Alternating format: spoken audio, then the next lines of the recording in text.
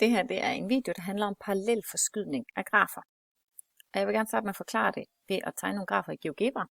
Og jeg starter simpelthen lige med at tegne grafen for x i anden. Så jeg kalder min funktion f af x og kalder den x i anden.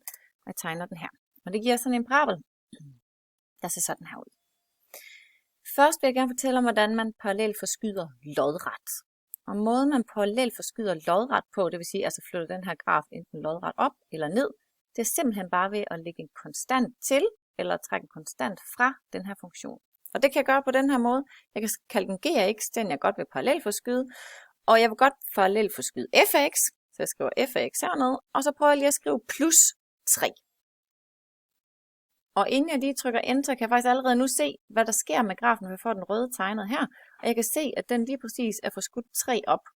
Jeg kan lige prøve at slette og skrive plus 2 i stedet for. Så kan jeg se, at den er parallelt forskudt 2 op. Og plus med 1. Jeg kan se, så bliver den bare parallelt forskudt 1 op. Hvis jeg nu gerne vil have den parallelt forskudt nedad, så skal jeg bare trække tallet fra igen. Så jeg kan prøve at sige minus 1 i stedet for. Så kan jeg se, så rykker den 1 ned. Minus 2 rykker den 2 ned. Så jeg parallelt forskyder lodret ved at plusse eller minus en konstant. Nu kan jeg lige prøve at trykke enter. Og så kan jeg se, at forskriften bliver jo min f af x, som var x i anden. Og så nu minus 2, fordi jeg har rykket den 2 ned. Den fortryder jeg lige, for jeg vil godt lige fortælle, hvordan man så parallelt forskyder vandret i stedet for. Altså i denne her retning. Og det gør man på en anden måde. Nu kalder jeg den lige g af x igen, den jeg gerne vil have tegnet. Og nu vil jeg gerne parallelt forskyde min f af x vandret. Og det gør jeg ved at ændre på værdien for x. Nu står jeg inde i parentesen for x, og herinde vælger jeg nu at prøve at skrive plus 1. Og nu får jeg tegnet den orange her, og jeg kan se, den grønne, det var den oprindelige, at den nu er rykket 1 til venstre i forhold til, hvor den lå før. Så når jeg plusser med 1, så rykker den 1 til venstre. Og det er sådan lidt omvendt af, hvad man vil synes, for man synes plus 1, det skulle nok skubbe den til højre, men det gør det altså ikke. Det skubber den til venstre. Jeg kan også bare lige prøve at skrive plus 2 i stedet for, så kan jeg se, så rykker den 2 til venstre. Plus 3, den rykker 3 til venstre i forhold til udgangspunktet. Lad mig lige prøve at sige minus i stedet for. Så nu har jeg bare f af x, og så nu minuser jeg med 1 i min x-værdi. Så jeg siger x minus 1, og så kan jeg se, nu rykker den 1 til højre. Jeg kan minus med 2, den rykker 2 til højre. Jeg kan minus med 3, den rykker 3 til højre.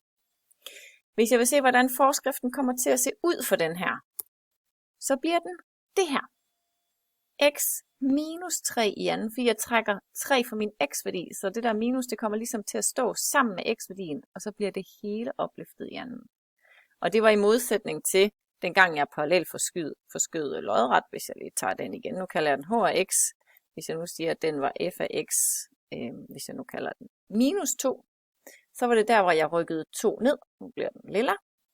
Og det jeg kan se, det er, at hvis jeg nu skal for eksempel rykke 2 ned, så skal jeg ligesom sætte minus 2 efter funktionsudtrykket. Så det er meget vigtigt, om man placerer det, man plusser og minuser ind ved x'et, eller man gør det efter funktionsudtrykket. Og det giver jo også en forklaring på den sætning, der er i noten om parallel forskydning. Her står, lad f være en funktion, og lad k og c være reelle tal. Grafen for funktionen g f af x plus k er parallelt forskudt lodret. Hvis k er større end 0, så går det opad, og hvis k er mindre end 0, så forskydes det nedad, når jeg plusser k efter funktionsudtrykket. Man kan også se på funktionen h af x, som hedder f af x plus c. Den er parallelt forskudt c vandret til venstre. Så hvis c er et positivt tal, altså plusser med et tal herinde, så forskyder den vandret til venstre. Og hernede, hvis jeg minuser med c, altså har et negativt tal herinde, så er c vandret forskudt til højre.